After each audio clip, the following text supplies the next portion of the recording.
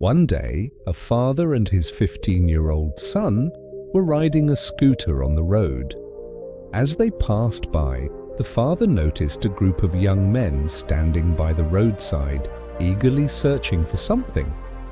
Curious, he stopped the scooter and asked them, "What are you looking for so desperately?"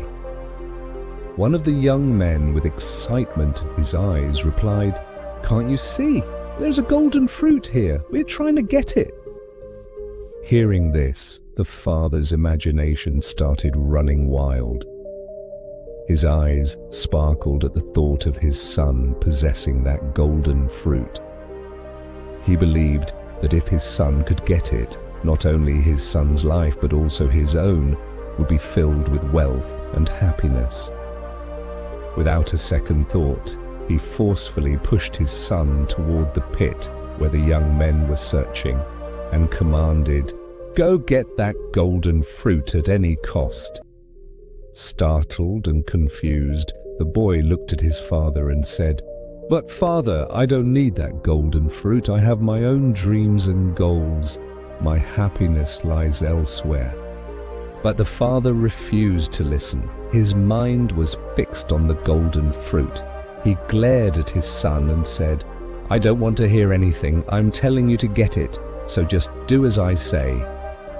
Seeing no way out, the son sighed and obeyed his father. He climbed down into the pit and began searching for the golden fruit. With all his strength, he pushed through the mud, reaching out desperately, hoping to grab hold of it. However, as he moved forward, he began sinking deeper and deeper. He soon realized this was not just mud, it was quicksand. Panic set in. He screamed for his father, "Father, help me! This is not just dirt, it's swallowing me." But the father, still blinded by greed, shouted back, "Stop making excuses. Others are also searching for it. If they could do it, why can't you? Try harder." With the last bit of his energy, the boy tried once again. He reached forward, stretching his arms as far as he could. But no matter what he did, the golden fruit was always just out of reach. And then he sank completely. Silence filled the air. The father, watching helplessly, suddenly realized what he had done. His greed had taken away the most precious thing in his life, his son. He fell to his knees, crying, wailing, blaming himself. "What have I done? I was chasing gold, but I lost the real treasure, my son, my boy." Just then, a wise old sage, who had been observing everything from a distance, approached him. "Why are you crying, my friend?" he asked.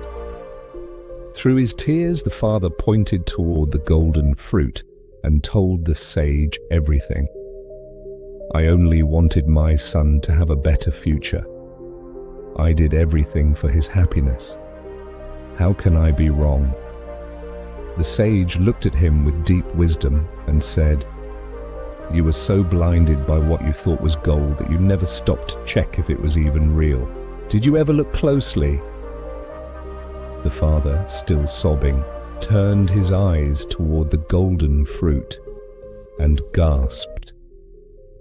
The sage climbed up a nearby tree, pointed to a branch and said, "That fruit you were chasing, it was only a shadow. The real golden fruit is up here." The father's face turned pale. He had sacrificed his son for something that was never real. The sage then spoke one last time. "If instead of pushing him into the pit, you had simply asked your son what made him happy, if you had supported his dreams instead of forcing your own, maybe today he would be alive. Maybe he would have even found the real golden fruit." Many times, in our obsession to secure a better future for our children, we impose our dreams on them, ignoring their desires. We force them into careers, lifestyles, or paths they do not wish to walk, thinking we are doing what is best for them. But happiness and success cannot be forced. A golden future is not in what we see, but in what our children truly want. Instead of pushing them into the shadows of our expectations, we should guide them toward the light of their dreams.